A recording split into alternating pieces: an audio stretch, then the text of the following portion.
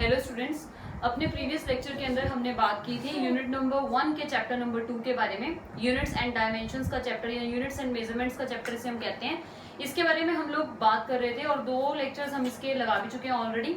अब आगे चलते हैं to the very main important topic, that is dimensional analysis.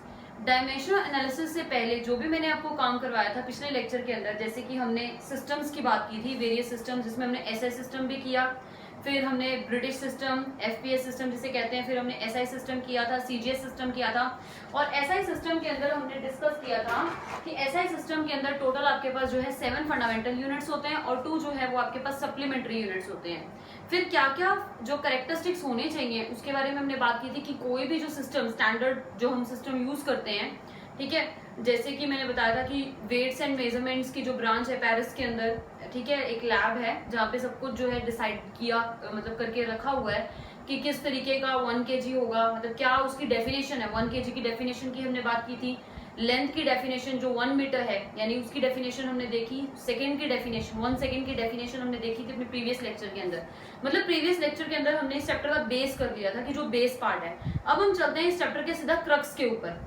लेकिन इस क्रक्स से जाने से पहले भी आप देखेंगे कि बुक में कुछ एक टॉपिक्स आपको मिलेंगे, जैसे सोनार है, रेडार है, ऐसे, या इंटेंसिटी मेथड्स हैं, केपलर के लॉज की थोड़ा सा ब्रीफ भी दिया हुआ है इस चैप्टर के अंदर। लेकिन हम उन सब टॉपिक्स को एक बार के लिए जो है वो साइड पे कर रहे हैं, उनको हम बाद में डिस्कस करेंगे लेटर ऑन। सबसे पहले इस चैप्टर का जो क्रक्स पार्ट है, जिसके ऊपर जो है शॉर्ट क्वेश्चन जो है वो एग्जाम में आता है और न्यूमेरिकल्स आने के चांसेस जो है इस चैप्टर में सबसे ज्यादा है, तो हम उसी के ऊपर जो है सीधा फोकस करते हैं, जो हमारा मेन काम है, जो इस चैप्टर के लिए हमने सीखना है, मतलब जो आगे आपको फ्यूचर में भी वर्क में काम आएगा, प्लस 2 में भी काम आएगा और हायर स्टडीज में भी जब आप जाते हैं, या इस तरीके के जो क्वेश्चंस हैं या न्यूमेरिकल्स जो हैं वो आपके कॉम्पिटिटिव, वेरियस कॉम्पिटिटिव एग्जाम्स में भी पूछे जाते हैं, जैसे नीट के अंदर या आईआईटी के अंदर ऐसे क्वेश्चंस आते हैं। हालांकि इतना ज्यादा भी नहीं है इनका वेटेज, बट फिर भी आपको ये करना है। तो हम सीधा कोर पार्ट पे चलते हैं अब इसका, और कोर पार्ट है हमारा डायमेंशनल एनालिसिस। ठीक है, डायमेंशनल एनालिसिस में सबसे पहले हम डायमेंशन समझते हैं कि डायमेंशंस होता क्या है और किस तरीके से हम किसी भी फिजिकल क्वांटिटी की डायमेंशंस को राइट डाउन कर सकते हैं।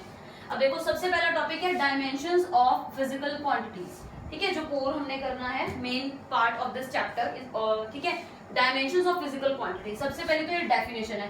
There is no need to learn the definitions. आपको सिर्फ डेफिनेशंस का मतलब या उनका आइडिया समझना है, आपको क्रैन करने की कुछ भी जरूरत नहीं है इसमें से। अब डायमेंशंस ऑफ फिजिकल क्वांटिटीज क्या चीज है? Dimensions of physical quantities are basically the powers. ठीक है, पावर्स होती हैं, तो these are the powers of, these are the powers of fundamental, these are the powers of the fundamental quantities which are to be raised to get that physical quantity, that physical quantity।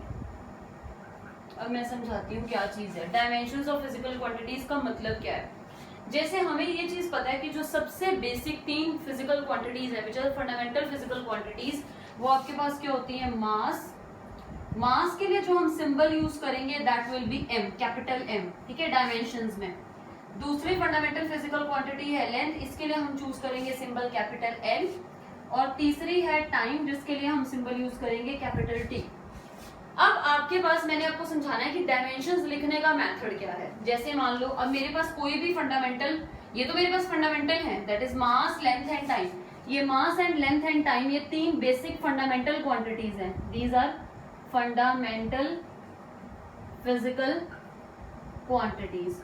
और इन्हीं 3 fundamental physical quantities की powers की form में, कि powers की form में हम किसी भी दूसरी फिजिकल क्वांटिटी को एक्सप्रेस कर सकते हैं। मैंने ये लिखा है कि डायमेंशंस ऑफ फिजिकल क्वांटिटीज, यहाँ पे मैंने फंडामेंटल नहीं लिखा। फंडामेंटल क्या है? मास, लेंथ एंड टाइम।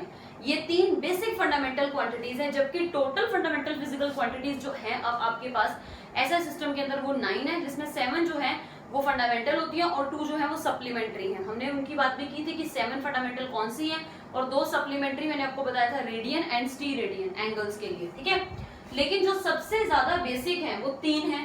तो 3 फंडामेंटल फिजिकल क्वांटिटीज हैं, that is mass, length and time. अब क्या लिखिए definition, dimensions of a physical quantity means these are the powers of fundamental quantities. Fundamental quantities यानी मास, लेंथ और time की powers which are to be raised to get that physical quantity। जैसे कि अब मैं एग्जांपल देके समझाती हूँ।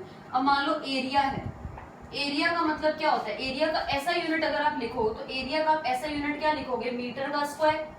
मीटर का मतलब क्या है, मीटर मींस लेंथ ना, तो यानी इसको आप ऐसे लिख सकते हैं, लेंथ का स्क्वायर है, ठीक है।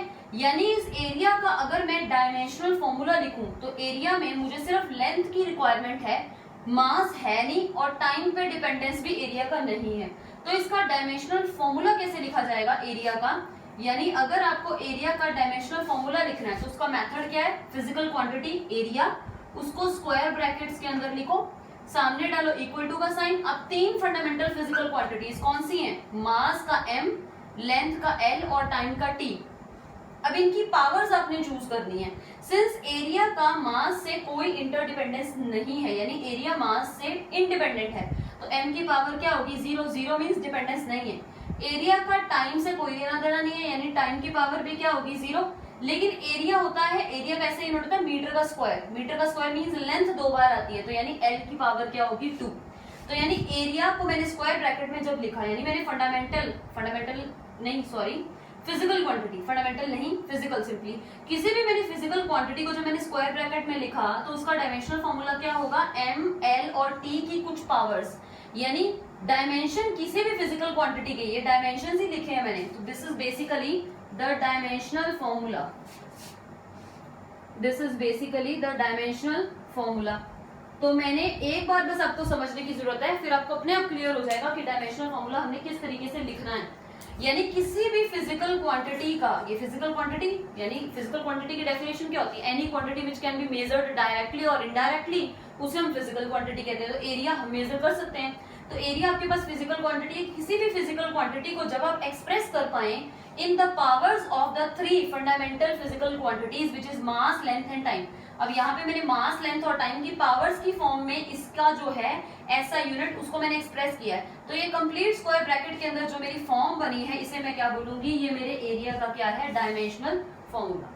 तो डायमेंशनल एनालिसिस का सबसे ज्यादा बेसिक पार्ट यही है कि आपको डायमेंशनल फॉर्मूले लिखने आने चाहिए। जौन सी मर्जी फिजिकल क्वांटिटी आपको दे दीजिए, उसका डायमेंशनल फॉर्मूला राइट डाउन करो। अब आई होप आपको समझ में आ गया होगा एक बार कि डायमेंशनल फॉर्मूला होता क्या है। अब अगर नहीं पता लगा, हम एक और सिंपल एग्जांपल ले लेते हैं, जैसे कि एक और एग्जांपल लेते हैं वॉल्यूम। इसके बाद हम रब करके बोर्ड को दोबारा लिखना शुरू करेंगे कि डायमेंशनल फॉर्मूला अलग अलग कुछ 5-7 एग्जांपल्स कर लेते हैं ताकि समझ में। अब वॉल्यूम का ऐसा यूनिट हमें पता है, वॉल्यूम का ऐसा यूनिट क्या होता है, मीटर का क्यूब, यानी सिर्फ लेंथ है ना तो सेकंड आया इसमें, ना इसमें केजी आया, यानी इसके ऐसा यूनिट में केजी भी नहीं है और सेकंड भी नहीं है। अगर केजी नहीं है, सेकंड नहीं है, तो उसको ऐसे लिख सकती हूँ, केजी की पावर 0, क्योंकि किसी भी चीज की पावर 0 करते हो तो आंसर क्या होता है 1, और 1 से किसी भी चीज को मल्टीप्लाई करोगे दैट रिमेन्स अनचेंज, तो केजी की पावर 0 लिख सकती हूँ मैं। मास m मींस मीटर, मीटर की पावर 3 है और टाइम भी नहीं है, तो सेकंड की पावर भी मैंने 0 लिख दी। अब मुझे वॉल्यूम का अगर डायमेंशनल फॉर्मूला लिखना हो तो डायमेंशनल फॉर्मूला ऑफ वॉल्यूम तो कैसे लिखेंगे, वॉल्यूम को आपने स्क्वायर ब्रैकेट में लिखना है और सामने आपने 3 फंडामेंटल क्वांटिटीज लेनी है, m, l और t, इनकी पावर चूज करनी है बस। सिंस वॉल्यूम का मास के लिए केजी है, केजी से कोई इंटरडिपेंडेंस नहीं है, तो यानी केजी की पावर मैंने 0 लिखा ना, तो इसका मतलब मास की पावर क्या है 0। वॉल्यूम में मीटर यानी लेंथ 3 बार आता है तो पावर 3 है ना, तो लेंथ की पावर क्या होगी 3। टाइम और वॉल्यूम का कोई लेना देना नहीं है, तो टाइम की पावर क्या होगी 0। तो ये क्या बन गया मेरे पास, वॉल्यूम का डायमेंशनल फॉर्मूला। ठीक है, तो एक बार इतना बोर्ड को पॉज मतलब अपनी वीडियो को पॉज करो और बोर्ड में मैंने जितना भी डाटा लिखा है इसको क्या कर लो, आप एक बार पेन डाउन कर लो। ठीक है, अब हम नेक्स्ट चलते हैं। अब इसी तरीके से हम अलग अलग क्वांटिटीज के जो है डायमेंशनल फॉर्मूला लिखेंगे। सबसे पहले उनका फॉर्मूला याद करेंगे, आपको क्रैम करने की जरूरत नहीं है कि क्या डायमेंशनल फॉर्मूला इस क्वांटिटी का, बस आपको उसका फॉर्मूला पता होना चाहिए। अगर आपको फॉर्मूला पता है तो अपने आप ही उसका जो डायमेंशनल फॉर्मूला जो है आप इजीली जो है वो बना सकते हैं। आगे चलते हैं, तो एरिया का और वॉल्यूम का हमने एग्जांपल ले लिया।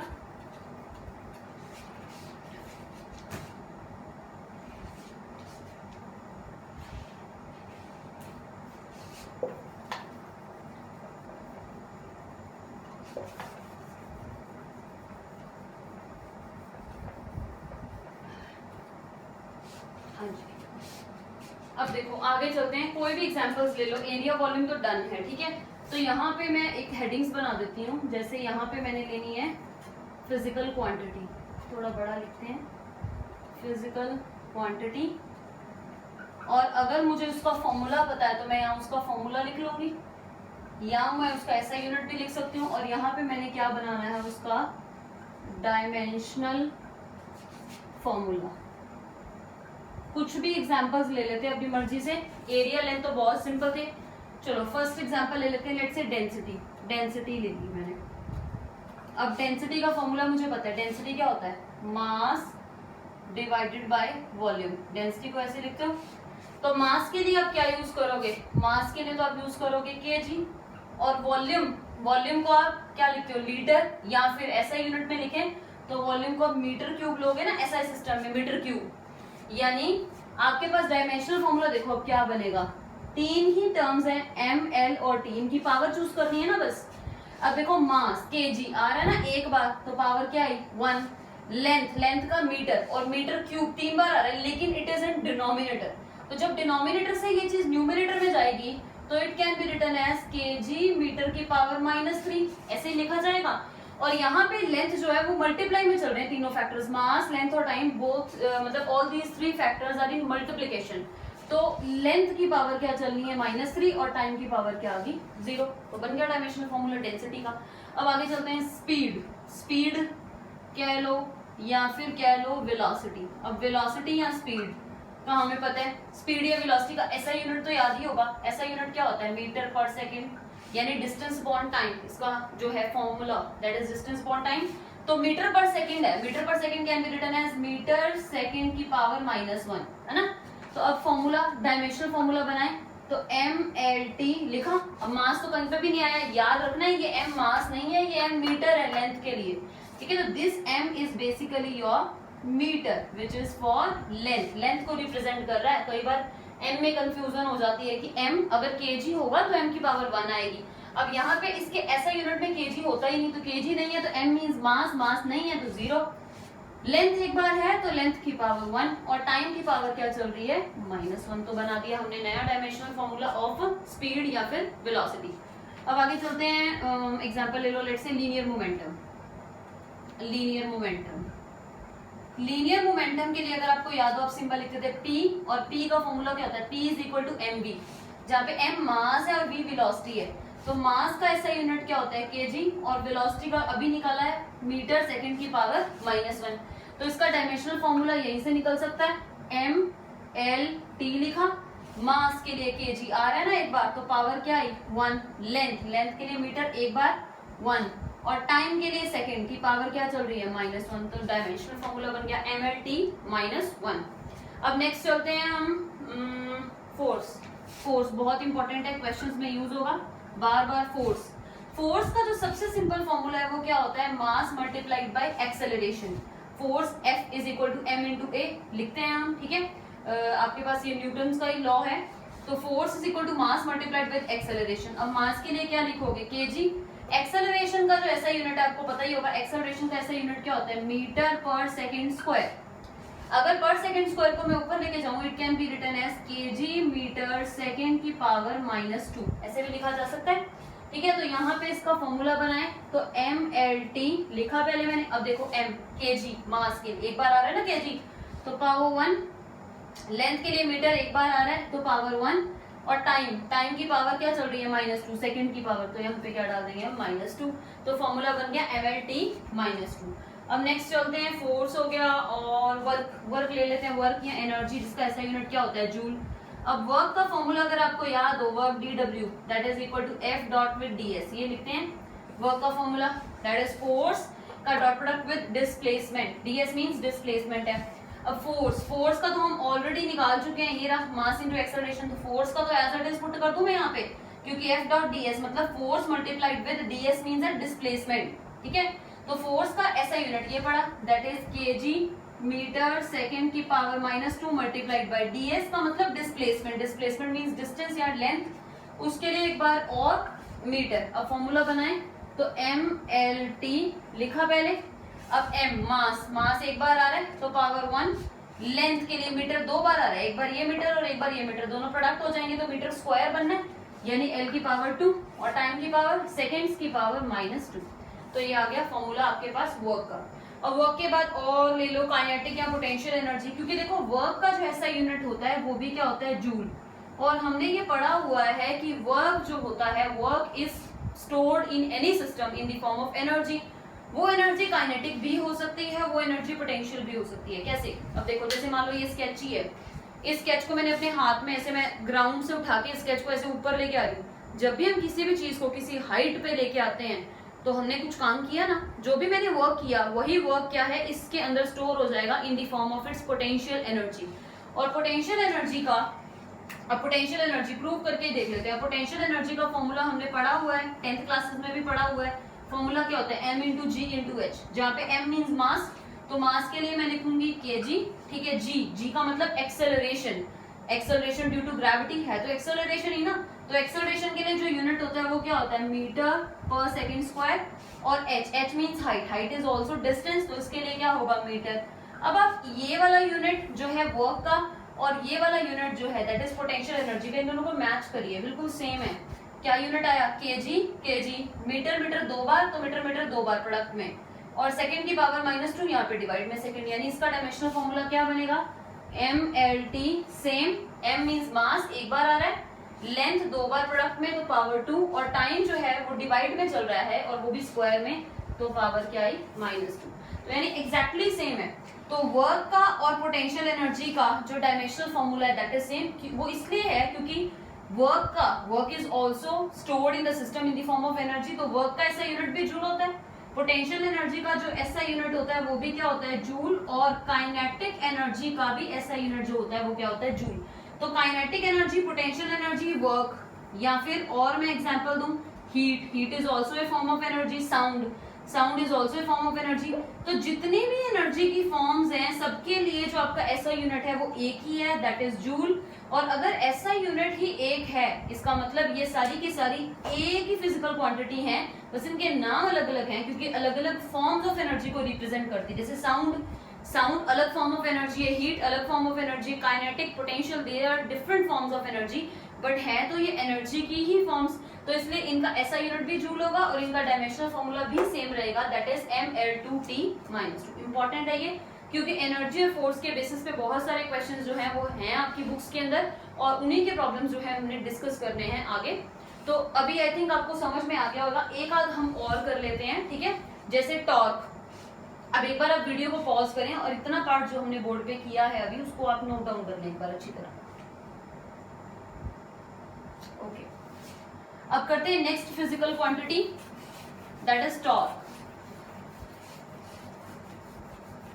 अब टॉर्क मैं आपको समझा चुकी हूँ, पहले लेक्चर में मैंने आपको बताया था कि जो टॉर्क है और फोर्स में क्या फर्क होता है।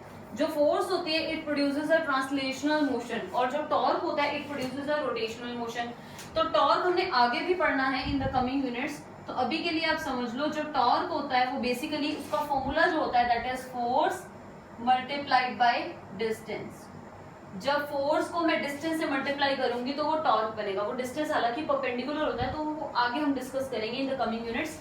अभी के लिए सिर्फ हमने इसका डायमेंशनल फॉर्मूला सीखना है। तो फोर्स का तो हम ऑलरेडी निकाल चुके हैं, फोर्स यानी मास मल्टीप्लाइड बाय एक्सेलरेशन, ये निकाला था हमने, m1L1T-2। तो हमने यूज करना है फोर्स के लिए तो एज इट इज भाई m1L1T-2, अब मैं डायरेक्ट लिख रही हूँ। साथ में डिस्टेंस के लिए एक बार और मल्टीप्लाई में क्या आएगा, l। तो l की पावर 1 और अगेन l की पावर 1, जब दो फैक्टर्स मल्टीप्लाई में हो, बेस सेम, तो पावर्स क्या हो जाती है, ऐड। तो टोटल फॉर्मूला आपके पास क्या बन जाएगा, mL2T-2। अगर मैं यहाँ पे 1 नहीं लिख रही तो that means it is understood कि m की पावर कितनी है, 1, क्योंकि एक बार m तो है ना। अगर 0 होगा तो उसका हम बोलेंगे कि डिपेंडेंस नहीं है, ठीक है। तो टॉर्क हो गया। अब कर लेते हैं एंगल की बात। अब एंगल, अगर आपको मैं एंगल का फॉर्मूला बताऊं तो एंगल का फॉर्मूला आपने ये मैथ्स में भी किया होगा, थीटा मींस एंगल, और एंगल का फॉर्मूला सर्कल में हम क्या लिखते हैं, आर्क डिवाइडेड बाय रेडियस। जो सर्कल की आर्क होती है, क्योंकि ये जो फॉर्मूला है एंगल का ये सर्कल से निकला था, तो सर्कल की जो आर्क होती है, अगर मैं यहाँ पे सर्कल बनाऊं तो जैसे मान लो ये एक एंगल बन रहा है, this is your angle theta, तो ये थीटा एंगल किसके बराबर होगा, this arc divided by this radius of the circle. तो आर्क की जो लेंथ है उसका यूनिट भी क्या होगा, मीटर, और रेडियस का यूनिट भी क्या होता है, मीटर, और मीटर से मीटर कैंसिल हो गए, इसका मतलब कोई यूनिट आया ही नहीं। तो कोई यूनिट नहीं है तो जो एंगल होता है उसका डायमेंशनल फॉर्मूला क्या बनेगा, m0 l0 t0, क्योंकि एंगल के यूनिट के अंदर ना तो मास आता है, ना लेंथ आता है, और ना टाइम आता है। तो यानी एंगल जो है वो आपके पास एक तरीके का डायमेंशन लेस वेरिएबल है। ये भी हमें अभी डिस्कस करने हैं कि किस टाइप के वेरिएबल्स हैं। डायमेंशन लेस वेरिएबल मतलब एक ऐसा वेरिएबल मतलब जो चीज बदल सकती है, वो अपनी वैल्यू चेंज हो सकती है जिसकी वैल्यू, जैसे थीटा। अब एंगल कोई एक ही वैल्यू का थोड़ी होता है, एंगल 0 डिग्री भी होता है, 10 डिग्री, 15, 20, 30, 45, बहुत सारे एंगल्स जो हैं वो एग्जिस्ट करते हैं। लेकिन इनका जो डायमेंशनल फॉर्मूला है उसमें क्या होता है, मास भी 0, लेंथ भी 0 और टाइम भी 0। यानी जो आपके पास एंगल है it is basically a dimension less variable. Dimension less means इसके डायमेंशंस नहीं है और ये खुद वेरिएबल होता है। वेरिएबल मींस जो अपनी वैल्यूज को चेंज कर सके अकॉर्डिंग टू द सिचुएशंस, ठीक है। तो ये आपके पास एंगल के बारे में आ गया। अब हम बात कर लेते हैं टेम्परेचर के ऊपर। Next example, temperature. अब टेम्परेचर का ऐसा यूनिट हमें पता है, टेम्परेचर का ऐसा यूनिट क्या होता है, केल्विन। और टेम्परेचर का ना तो मास से कोई लेना देना, ना लेंथ से लेना देना है, ना टाइम से लेना देना है। तो इसका मतलब इसको हम कैसे लिखेंगे, मास तो 0 है, लेंथ 0 है, टाइम भी 0, लेकिन केल्विन है, तो केल्विन का क्या लिखेंगे हम, के। केल्विन का के, क्योंकि अगर आपको याद हो तो जो आपके पास एसआई सिस्टम है उसमें 7 फंडामेंटल यूनिट्स होते हैं, और 7 फंडामेंटल यूनिट्स में हमने टेम्परेचर का यूनिट केल्विन भी लिखा था। लेकिन जो 2 सप्लीमेंट्री यूनिट थे, दैट इज प्लेन एंगल के लिए रेडियन और सॉलिड एंगल के लिए टी रेडियन, ये सप्लीमेंट्री थे, तो ये डायमेंशंस में नहीं काउंट होते। 7 जो है, जैसे मतलब एम्पियर है, तो ए अगर करंट का मैं एम्पियर लिखूं तो करंट के लिए मैं ऐसे लिखूंगी डायमेंशनल फॉर्मूला, जैसे टेम्परेचर के लिए मैंने लिखा m0 l0 t0 और मैंने लिख दिया k केल्विन के लिए, ठीक है। उसी तरीके से अगर मैं करंट के लिए डायमेंशनल फॉर्मूला लिखूं, अब करंट का जो ऐसा यूनिट होता है वो क्या होता है, एम्पियर। और एम्पियर जो है वो आपके 7 फंडामेंटल फिजिकल क्वांटिटीज के अंदर आता है जो एसआई सिस्टम में है। तो यानी एम्पियर के लिए हम ऐसे लिखेंगे dimensional formula m0 l0 t0 और साथ में एम्पियर का क्या आएगा, कैपिटल ए, ठीक है। तो ये याद रखना है, इस तरीके से हम इन क्वांटिटीज को राइट करते हैं। एक हम और करते हैं, gravitational constant, last physical quantity जो आपको समझानी है आज, दैट इज ग्रेविटेशनल कांस्टेंट। अगर आपको याद हो ग्रेविटेशनल कांस्टेंट, मैंने लेक्चर के अंदर आपको बताया था कि universal gravitational constant capital G, हमने ग्रेविटेशनल फोर्स का फॉर्मूला किया था। एफ यहाँ पे आपके पास क्या है, एफ मैंने राइट की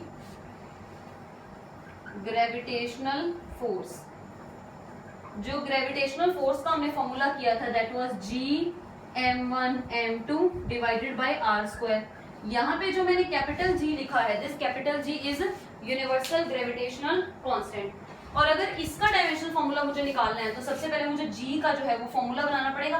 तो जी को हम कैसे लिख सकते हैं, बाकी सारी टर्म्स को उधर लेके जाओ, तो ये बनेगा f multiplied with r square divided by m1 into m2। अब f का मतलब फोर्स को मास इंटू एक्सेलरेशन लिखते हैं, और अभी हमने इसका फॉर्मूला किया है कि फोर्स का डायमेंशनल फॉर्मूला क्या होता है, m1l t माइनस 2। ये तो मैंने अभी फोर्स का लिखा है सिर्फ, दिस इज फॉर फोर्स का अभी हम सॉल्व कर चुके हैं कि m1 l1 t माइनस 2 होता है। r यहाँ पे डिस्टेंस है, डिस्टेंस यानी लेंथ, और लेंथ यानी l का 2 क्योंकि r का स्क्वायर चल रहा है, और नीचे m1 m2 मतलब दोनों मासेस का प्रोडक्ट, और मास के लिए हम सिंपल क्या यूज करते हैं, m।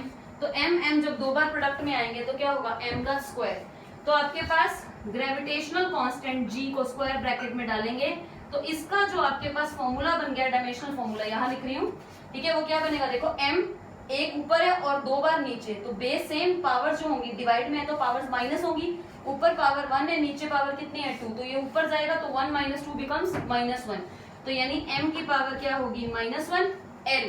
l एक बार यहाँ पे है और 2 बार यहाँ पे, बेस सेम, पावर ऐड, क्योंकि मल्टीप्लाई में है तो 2 + 1 3, तो l की पावर 3, और t की पावर देखें, t के साथ तो कुछ भी ना मल्टीप्लाई हो रहा है, t ना डिवाइड हो रहा है, तो t की पावर क्या रहेगी, -2। तो ये आपके पास यूनिवर्सल ग्रेविटेशनल कांस्टेंट का डायमेंशनल फॉर्मूला है। अगर ये सारे डायमेंशनल फॉर्मूला एक एक बार भी आपने निकाल लिए तो आपको समझ में आ जाएगा कि डायमेंशनल फॉर्मूला हम किस तरीके से सॉल्व कर सकते हैं। अब मैं आपको होमवर्क में दे रही हूँ, राइट डाउन करो प्रेशर का, आप खुद निकालेंगे प्रेशर का डायमेंशनल फॉर्मूला, ठीक है।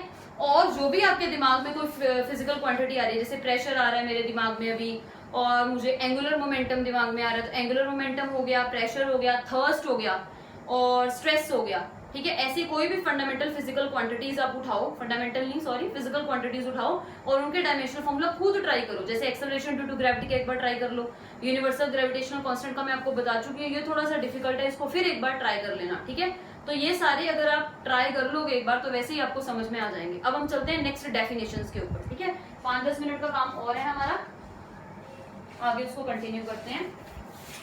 जब आप इनमें एक्सपर्ट हो जाओगे कि किस तरीके से हम डायमेंशंस निकाल सकते हैं, उसके बाद मैं आपको न्यूमेरिकल करवाऊंगी इस टॉपिक पे बेस्ड। जो डायमेंशनल एनालिसिस हैं उसके 3 ही टाइप के न्यूमेरिकल्स जो है हमने डिस्कस करने हैं। 3 मेजर टाइप्स हैं, जिसकी फर्स्ट टाइप जो है वो थोड़ी सी आपको डिफिकल्ट लगेगी, सेकेंड टाइप इज इजी और थर्ड टाइप फिर थोड़ी डिफिकल्ट है, ठीक है। तो पहले आपको एक्सपर्ट होना पड़ेगा डायमेंशनल फॉर्मूलाज निकालने में, क्योंकि एक बार अगर आपको डायमेंशनल फॉर्मूला निकालने आएंगे या पता लग जाएगा कि डायमेंशनल फॉर्मूला किस तरीके से हम निकाल सकते हैं, उसके बाद ही आप क्वेश्चंस जो है उनको ट्राई कर सकते हैं। तो जितनी मैंने आपको करवाई है एटलीस्ट ये तो आपने ट्राई करनी है, इसके अलावा भी जितने भी आप याद कर सकते हैं, ठीक है, एक्सप्रेशंस डोंट नीड, मतलब there is don't need to cram m की पावर 1 है, l की पावर 2 है, इसका ये है, आपको सिर्फ उसका फॉर्मूला याद करना है। फॉर्मूला अगर आता होगा, ऐसा यूनिट आता होगा, तो अपने आप ही डायमेंशनल फॉर्मूला क्या है आप निकाल लोगे इजीली, ठीक है। अब हमने नेक्स्ट हेडिंग पे चलना है, that is the different type of the variables and the constants. Write down your next heading. ये डेफिनेशंस ही हैं, different types of variables and constants, ठीक है। Different type of variables and constants. तो सबसे पहले आते हैं इसमें dimensional variables. I am not writing the definitions, मैं सिर्फ आपको डिक्टेट करूंगी, आपको खुद वो लिखनी है डेफिनेशंस अपनी वर्डिंग में। तो first definition that is dimensional variables, नाम से ही वैसे तो क्लियर हो रहा है, डायमेंशनल वेरिएबल्स मतलब क्या है? डायमेंशनल मतलब जिनकी डायमेंशंस हैं और वेरिएबल मतलब जिनकी वैल्यू फिक्स नहीं है। तो कोई भी फंडामेंटल क्वांटिटीज, ठीक है, विच पोजेस द डायमेंशंस, मतलब डायमेंशन तो पोजेस करता है, any fundamental quantity which possess the dimensions and is a variable quantity means whose value goes on changing, तो उसको हम क्या बोल देंगे? Dimensional variable. तो एक डेफिनेशन मैं लिख रही हूँ, एनी, बाकी आप इसके साथ खुद बनाएंगे, एनी फंडामेंटल नहीं, एनी फिजिकल, फंडामेंटल वर्ड नहीं हम लिख सकते, फंडामेंटल तो फिक्स होती हैं, any physical quantity which has dimension, had dimension means इसके यूनिट्स होंगे, which has dimensions and whose value can vary, whose value can vary, can vary means इसकी वैल्यू चेंज हो सकती है। अब इसके एग्जांपल्स दे दो मुझे। एग्जांपल्स बहुत ही सिंपल है। एग्जांपल्स क्या है? जैसे एरिया, जैसे इस बोर्ड का एरिया अलग है, इस पूरी वॉल का एरिया अलग है, ऑल्दो ये बोर्ड का शेप भी रेक्टेंगुलर है और ये पूरी दीवार का शेप भी रेक्टेंगुलर है, लेकिन एरिया का ऐसा यूनिट होता है, मीटर का स्क्वायर होता है, लेकिन वो वैल्यू चेंज हो सकती है। In the similar way volume, किसी छोटे कंटेनर का वॉल्यूम छोटा होगा और किसी बड़े कंटेनर का वॉल्यूम जो है वो बड़ा होगा। तो एरिया हो गया, वॉल्यूम हो गया, ये सारी आपके पास क्या है? डायमेंशनल वेरिएबल्स हैं। अब second example, dimension less variables, dimension less variables, ये भी आपको क्लियर हो गया होगा। I am not writing the definition now, एक एग्जांपल मैंने आपको दे दी है डेफिनेशन की, अब आप खुद राइट करेंगे, मैं सिर्फ एग्जांपल समझाऊंगी और मतलब समझाऊंगी। Dimensionless variables means, dimensionless means जिसकी डायमेंशंस ना हो, और वेरिएबल मींस जिसकी वैल्यू बदल सके। तो यानी एनी फंडामेंटल या एनी फिजिकल क्वांटिटी, डेफिनेशन क्या लिखेंगे इसकी? Any physical quantity which does not have dimensions, क्योंकि डायमेंशन लेस है, any physical quantity which does not have dimensions and whose value can vary, ठीक है, वो आपके पास क्या हो जाएंगे? Dimension less variables. अब डायमेंशन लेस वेरिएबल्स में क्या होगा? एंगल, सबसे सिंपल एग्जांपल जो हम अभी डिस्कस कर चुके हैं, क्योंकि एंगल का डायमेंशनल फॉर्मूला हमने अभी सीखा है, वो क्या होता है m0 l0 t0 होता है। मतलब डायमेंशंस तो इसके होते नहीं है, ठीक है। यूनिट हम रेडियन डालते हैं, लेकिन इसका डायमेंशनल फॉर्मूला जो है उसमें मास, लेंथ और टाइम पे कोई डिपेंडेंस नहीं है, तो यानी ये डायमेंशन लेस है, ठीक है। इसका ऐसा यूनिट जरूर है, ऐसा यूनिट इसका रेडियन होता है, but which is not like fundamental unit नहीं है वो, बल्कि वो सप्लीमेंट्री यूनिट है, मतलब अपने कंफर्ट के लिए बनाया गया एक यूनिट है। एक्चुअली में इसके जो एंगल के डायमेंशंस कोई भी नहीं होते, क्योंकि एंगल का जो असल फॉर्मूला है, एंगल का अगर मैं असली फॉर्मूला देखूं तो एंगल को हम क्या लिखते हैं, that is arc divided by radius. जो ट्रिग्नोमेट्री ने सबसे पहला फॉर्मूला सर्कल के बेस पे दिया था, एंगल आर्क अपॉन रेडियस है, और आर्क का यूनिट भी क्या होता है, मीटर। आर्क मींस डिस्टेंस, और रेडियस का यूनिट भी क्या है, मीटर। मीटर से मीटर कट गया, इसका मतलब कोई यूनिट आया ही नहीं, तो एक्चुअली में इसका कोई यूनिट नहीं होता। हम अपने कंफर्ट के लिए उसका सप्लीमेंट्री यूनिट हमने चूज किया है, दैट इज रेडियन, तो हम एंगल को रेडियन लिख देते हैं, जबकि m0 l0 t0 उसका क्या होगा, डायमेंशनल फॉर्मूला। तो सबसे सिंपल एग्जांपल तो यही है इसकी, एंगल। और भी एग्जांपल है स्पेसिफिक ग्रेविटी वगैरह, खैर उसके अंदर हम नहीं जाएंगे अभी, ठीक है, क्योंकि वो आगे जाके आपको अपने आप पता लग जाएंगे और क्या क्या एग्जांपल्स हो सकती हैं। अब थर्ड डेफिनेशन है डायमेंशन। जैसे डायमेंशनल वेरिएबल है, डायमेंशन लेस वेरिएबल है, ऐसे ही अब डायमेंशनल कांस्टेंट्स है, फिर डायमेंशन लेस कांस्टेंट्स है। अब करते हैं dimensional constants, third dimensional constants. Dimensional constants, अब क्या डेफिनेशन लिखेंगे इसकी, any physical quantity which has dimensions and whose value is fixed, कि डायमेंशंस हैं बट वैल्यू क्या है, फिक्स। इसकी सबसे सिंपल एग्जांपल क्या है, acceleration due to gravity g, जो अर्थ के ऊपर फिक्स है ना, या चलो अर्थ, ये तो अर्थ के ऊपर फिक्स है, यूनिवर्स की बात करेंगे वैसे तो यूनिवर्स के अंदर जो चीज फिक्स है that is capital G, universal gravitational constant, whose value is fixed everywhere in this universe. तो कैपिटल जी एक एग्जांपल होगी। दूसरी एग्जांपल और आप ले लो जिसकी वैल्यू फिक्स होती है और जिसके डायमेंशंस भी हों, that is C, yes, C speed of the light, ये ले लो C, which is 3 × 10⁸ metre per second. ये वैक्यूम में तो स्पीड जो है ये तो फिक्स है, स्पेस में भी फिक्स है, और कोई और मतलब एयर वगैरह कहीं पे भी चले जाओ, किसी भी प्लेनेट पे चले जाओ तो सेम है ना, पूरे के पूरे यूनिवर्स में सेम है। तो यूनिवर्स के अंदर बात कर रहे हैं तो यूनिवर्स के अंदर कैपिटल जी भी फिक्स है और स्मॉल सी यानी स्पीड ऑफ द लाइट भी क्या है, फिक्स है। चौथा जो है dimensionless constant. Dimensionless constant मतलब those constants which do not have the dimensions, मतलब any physical quantity या any quantity, physical भी मत बोलो, any quantity which is not having any dimension but its value क्या है, its value is constant। example इसकी क्या है, जैसे पाई की वैल्यू आप यूज करते हैं, पाई की वैल्यू जो होती है it is fix which is 22/7 3.14 approximately इसको लेते हो, और ई हो गया एक्सेट्रा। इन सब की वैल्यूज जो होती हैं फिक्स होती हैं, यानी ये डायमेंशन लेस है, इसका डायमेंशन कोई भी नहीं होता, लेकिन इसकी वैल्यू क्या है, कांस्टेंट, जिसे हम बार बार फिजिक्स के अंदर यूज करते हैं। तो चार जो है वो बेसिक सी डेफिनेशन थी। इसके बाद हमने करनी है एक चीज, अब हमारी टाइप 1 के क्वेश्चंस या टाइप 1 प्रॉब्लम्स पे आ गए हैं हम। टाइप 1 प्रॉब्लम जो है हम थोड़ा सा डिस्कस कर लेते हैं, लेकिन उससे पहले आप एक बार वीडियो को पॉज करें और बोर्ड पे जितना भी मैंने काम लिखा है उसको क्या है एक बार पेन डाउन कर लें। अब नेक्स्ट टाइप पे चलते हैं, टाइप 1 प्रॉब्लम्स।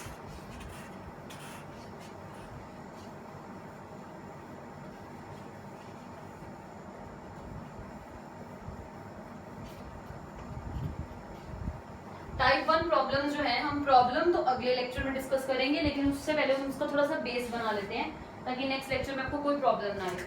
अब आपके पास टाइप 1 प्रॉब्लम है, type 1 to convert one system of units into another. इसका एक सिंपल सा क्वेश्चन जो है वो मैं एक बार आपको समझा देती हूँ। तो आपकी टाइप 1 प्रॉब्लम है, टोटल 3 प्रॉब्लम्स जो है, 3 टाइप्स की प्रॉब्लम्स वो हमने करनी है। जिसमें सबसे पहली टाइप है to convert one system of unit into the another. जैसे अब एक एग्जांपल लेते हैं कि जैसे मान लो मैंने आपको बोला 1 मीटर को आप कन्वर्ट करो सेंटीमीटर में, तो ये तो हमें पता है 1 metre is equal to 100 centimetre होता है। लेकिन अब मुझे इसी प्रॉब्लम को करना है, यानी मेरा क्वेश्चन क्या है, convert 1 metre into dash centimetre, किसको यूज करते हुए, यूजिंग डायमेंशनल एनालिसिस।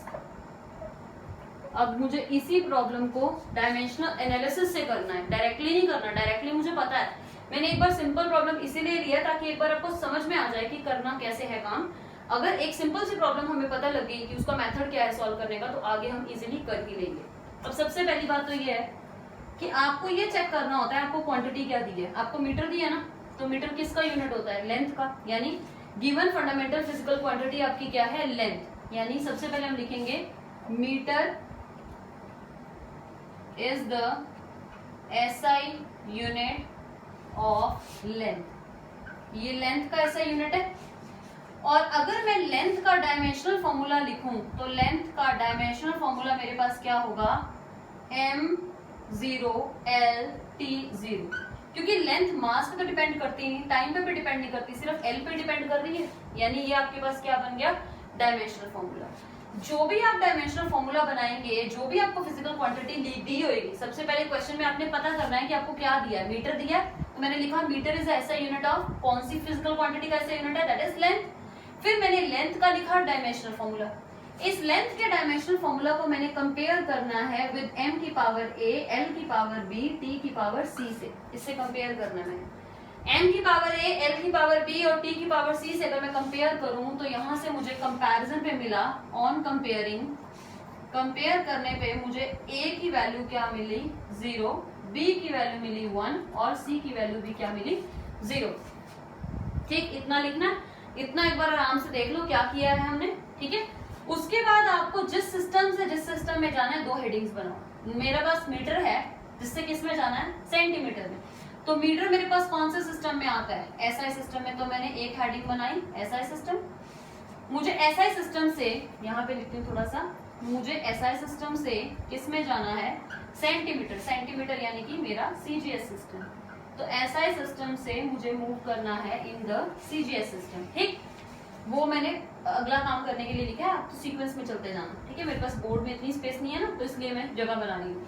अब देखो एसआई सिस्टम में, सबसे पहले एसआई सिस्टम में आपके पास, अब आपने नेक्स्ट पॉइंट क्या करना है? आपने चूज करना है एम।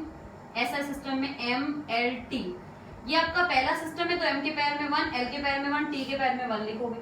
ठीक है, अब m1 मतलब एसआई सिस्टम में मास का जो स्टैंडर्ड वैल्यू है वो क्या होता है? मास का जो स्टैंडर्ड वैल्यू या मास के लिए जो हम यूनिट यूज करते हैं that is 1 kg SI system में। लेंथ के लिए जो हम एसआई सिस्टम में यूज करते हैं unit that is SI unit which is 1 metre. और टाइम के लिए हम क्या चूज करते हैं? 1 सेकेंड। ये मेरा पहला सिस्टम है, इसलिए मैंने 111 लिखा। इससे सीजीएस में जाना है, तो सीजीएस में मास को m l t लिखो, लेकिन ये दूसरा सिस्टम है तो पैर में क्या डाल दो? 2। सीजीएस में आप मास के लिए क्या चूज करते हो? एसआई, एसआई नहीं sorry CGS unit that is gram, तो 1 ग्राम। लेंथ की वैल्यू सीजीएस में तो सेंटीमीटर होता है, तो 1 सेंटीमीटर। टी टाइम, टाइम के लिए क्या यूज करोगे? 1 सेकेंड। ठीक, ऐसा लिखा आपने। उसके बाद यहाँ पे आपने लिखना है n1। n1 मतलब नंबर। नंबर कितना दिया है आपको? क्वेश्चन में बोला है कि कितने मीटर को कन्वर्ट करना है कितने सेंटीमीटर में होगा। वो कितना मीटर दिया है? 1 मीटर दिया है ना, तो 1 मीटर यानी n1 की वैल्यू आपके पास 1 है। चलो और थोड़ा इजी करने के लिए इसको 2 मीटर सपोज कर लो। 2 मीटर को सेंटीमीटर में करना है, तो n1 की वैल्यू कितनी दे दी? 2। n2 मतलब कितना यहाँ आएगा नहीं पता, तो यही फाइंड आउट करना है, तो लिखा क्वेश्चन मार्क। ठीक, इतना समझ में आ गया क्या किया? 2 लाइनें बनानी है। एसआई से सीजीएस में जाना है, m1 l1 t1 लिखना है, उनकी वैल्यूज लिखनी है। m1 एसआई सिस्टम में 1 kg होता है, लेंथ 1 मीटर होती है, टाइम 1 सेकंड होता है। सीजीएस में मास के लिए ग्राम यूज करते हो, लेंथ के लिए सेंटीमीटर और टाइम के लिए क्या यूज करते हो? सेकंड। ये 111 ही रहने हैं, इसको चेंज नहीं कर सकते आप। n1 को लिखा 2 क्योंकि क्वेश्चन में 2 मीटर को कन्वर्ट करना था सेंटीमीटर में, कितने सेंटीमीटर, यानी n2 की जगह पे क्या आएगा नहीं पता। अब कोई भी फिजिकल क्वांटिटी x है, ठीक है, कोई भी फिजिकल क्वांटिटी जो कि यहाँ पे इस क्वेश्चन में लेंथ है, तो x मींस मेरी लेंथ ही है, तो किसी भी फिजिकल क्वांटिटी को आप कैसे लिखते हो? Number multiplied by unit. Number यहाँ पे कितना है? n1 और यूनिट मेरे को पता है, ठीक है क्या है। उसी तरह से अगर मैं यहाँ पे लिखूं किसी भी फिजिकल क्वांटिटी को, फिजिकल क्वांटिटी तो इस सिस्टम में भी लेंथ ही रहनी है ना। अगर एसआई सिस्टम से सीजीएस सिस्टम में जा रहे हो तो लेंथ मास तो रहने वाला रहेगा, तो वो लेंथ ही ना। तो यानी x यहाँ पे कैसे लिखा जाएगा? n2 मल्टीप्लाइड बाय इस सिस्टम के अंदर उसका यूनिट। अब ध्यान से देखना, अब आपके पास x बेसिकली क्या है? x इज योर लेंथ, जो क्वांटिटी है वो आपकी लेंथ है। ठीक, n1 कितना दिया है? 2 और यूनिट की जगह आप लिखोगे m1 l1 M1 L1 T1। अब इनकी पावर्स डालो, पावर आनी थी ए बी सी, मैं एक बार लिख देती हूँ ए बी सी, क्योंकि पावर्स तो ए बी सी है, जिसमें ए की वैल्यू 0 है, बी की वैल्यू 1, सी की वैल्यू 0, ये हमने पुट करना है। अभी एक सिस्टम में मैंने लिखा, इसी अगले सिस्टम में मैं लिखूं x यानी मेरा यूनिट यानी मेरी फंडामेंटल क्वांटिटी, वो क्या है लेंथ, n2 तो मुझे पता करना है, और यूनिट की जगह लिखूंगी m2 l2 t2, और पावर्स क्या है a b c। ठीक, ये भी लेंथ के लिए है एक सिस्टम का इक्वेशन, और ये भी लेंथ के लिए दूसरे सिस्टम की इक्वेशन है, यानी ये दोनों इक्वेशंस ही, फर्स्ट इक्वेशन और सेकंड इक्वेशन दोनों ही लेंथ के लिए निकाली हैं, बस हमने ये दोनों इक्वेशन अलग अलग सिस्टम में निकाली है, लेकिन है तो लेंथ की ना। तो अगर ये वाली साइड यानी लेफ्ट हैंड साइड सेम है, तो राइट हैंड साइड को भी क्या होना पड़ेगा, सेम होना पड़ेगा। तो हमने क्या करना है, कंपेयर करना है। तो कंपेयरिंग 1, 2, इन दोनों इक्वेशंस को अगर हम कंपेयर करते हैं तो क्या लिखेंगे, लेंथ की जगह पे 2 multiplied bye m1 power a l1 और t1। ए बी सी के वैल्यूज डाल दो, ए की वैल्यू 0, बी की वैल्यू 1 और सी की वैल्यू कितनी है 0। It is equal to n2 into, यहाँ पे m2 l2 t2 लिखेंगे, m2 की पावर l2 की पावर और t2 की पावर, a 0 b 1 t 0। अब आपको n2 चाहिए ना, तो n2 को a की तरफ रखो, बाकी टर्म को डिवाइड में ले आओ, तो 2 into m1 l1 t1 power 0 1 0 upon m2 l2 t2 power 0 1 0 लिखा। अब जो जो फैक्टर सेम है उनकी पावर, जैसे m1 अपॉन m2 की कॉमन पावर 0 कर दो, l1 अपॉन l2 की कॉमन पावर 1 और t1 अपॉन t2 की कॉमन पावर क्या कर दो 0।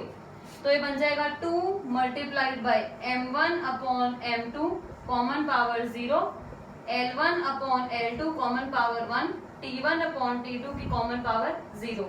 किसी भी चीज की पावर 0 हो जाए तो वो तो 1 ही हो जाना है, तो यानी ये बनेगा 2 इंटू m1 अपॉन m2 कुछ भी हो, पावर तो 0 है ना, 1 इंटू, अब देखो l1 की जगह आपने क्या लेना है 1 मीटर, तो 1 मीटर लिखेंगे यहाँ पे। l2 की जगह क्या लेना है 1 सेंटीमीटर, तो 1 सेंटीमीटर, और इसकी पावर 1 है, और t1 अपॉन t2 की पावर 0 यानी 1 आ गया। अब 1 मीटर को सेंटीमीटर में कन्वर्ट करोगे तो कैसे लिखोगे, 2 इंटू 1 इंटू 1 मीटर को कितने सेंटीमीटर कहते हैं 100 centimetre, divided by 1 centimetre into 1 centimetre से सेंटीमीटर कट, तो 2 इंटू 100 यानी आंसर क्या आ गया 200। तो n2 का आंसर आपके पास क्या निकल आया 200 सॉल्व हो गया। हालांकि बड़ा कॉम्प्लिकेटेड सा आपको लग रहा है कि पता नहीं ये क्या कर दिया है, सिंपल तो है, 2 मीटर को तो 200 सेंटीमीटर कहते हैं। ये मैंने सिंपल क्वेश्चन सिर्फ इसलिए करवाया है क्योंकि अभी हमने कॉम्प्लिकेटेड क्वेश्चंस करने हैं। जैसे कि अगर मैं बोलूं आपको कि 10 जूल को कन्वर्ट करके दो मुझे अर्ग के अंदर, अब 10 जूल कितने अर्ग होते हैं अगर आपको याद नहीं है तो आपको इस तरीके से कन्वर्ट करना आना चाहिए, क्योंकि क्वेश्चन आपको ऐसे ही आने वाला है कि कन्वर्ट 10 जूल इनटू डैश अर्ग यूजिंग डायमेंशनल एनालिसिस। तो डायरेक्ट आंसर आप नहीं लिख सकते, आपको डायमेंशनल एनालिसिस से ही काम करना पड़ेगा। एक बार मैं रिवाइज करवा देती हूँ कि मेथड आपका यही है कि आपने जैसे 2 मीटर को कन्वर्ट करना है into the centimetre using the dimensional analysis. तो आपने सबसे पहले देखना है क्या क्वांटिटी दी है, मीटर मींस लेंथ दिया ना, तो मीटर इज ऐसा यूनिट ऑफ लेंथ। तो पहले लेंथ का हमने क्या लिखा डायमेंशनल फॉर्मूला, उसको कंपेयर किया m power a l power b और t पावर c से, और फाइंड आउट कर लिया a b c क्या है, a b c पता लग गया।